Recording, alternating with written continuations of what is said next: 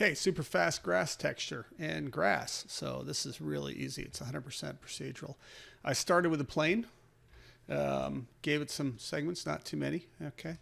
I moved with insert. I moved the pivot down to the bottom of the piece of grass. Okay. First, added taper, -1. Okay. Threw some curve in it, and then find your primary axis and whatnot. So it comes to a point. What you're going to find is that there are some drawing errors on the tip. Vertex weld gets rid of it. It's because it's multiple vertices. In this case, 4 were across the top there. Vertex weld it. Bend it. So I bent it that way. Okay. And then I bent it that way and bent it out. And then I did an array using phyllotaxis. Okay. That arrayed it around and gave me that with like 8 of them and blah, blah, blah. Find some stuff to mess around with. I did another array around the spline just to display it. So I can go and grab the spline and I can go in and shape that, do whatever I want to be able to refine and, spread out my things. Okay. In the array here, you could use the pick surface. I find there's things about it I like and don't like sometimes, but I used conform in this case instead. You can do what you wish with that, but you're going to need to probably take because I think that's way down at 25 and that's way down at 25. And you're going to get this kind of thing. Just crank the influence up to 100 and it'll do that. It'll drop it on there. Arnold properties with double-sided turned on under general, so it renders both sides. So how did I get the shader? Really super simple.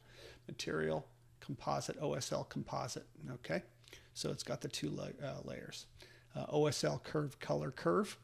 There's one color curve. That's the one going across. So if I plug that directly into the base color, you'll see I get that.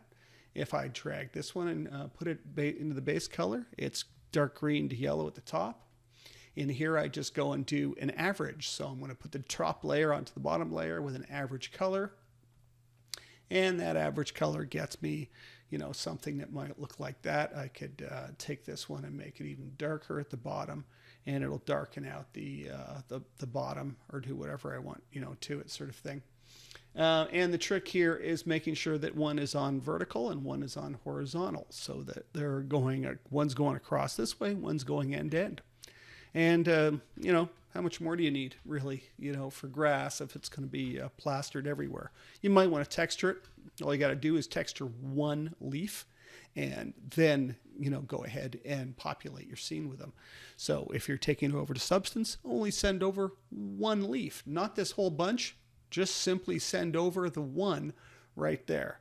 So this is all you need to send over is that. Okay. And then go ahead and populate everything. So you've got one leaf and they're just copied around, and that'll be fine. It'll work just fine, probably. It's little bits of grass. Use lots of randoms in here, so I've made sure they're randomly, using progressive and whatnot to be able to scale them at different lengths, play around with it. Some, you could go with some random scales in here, some random scales in here, play around with settings, okay? And you'll get all kinds of stuff going on.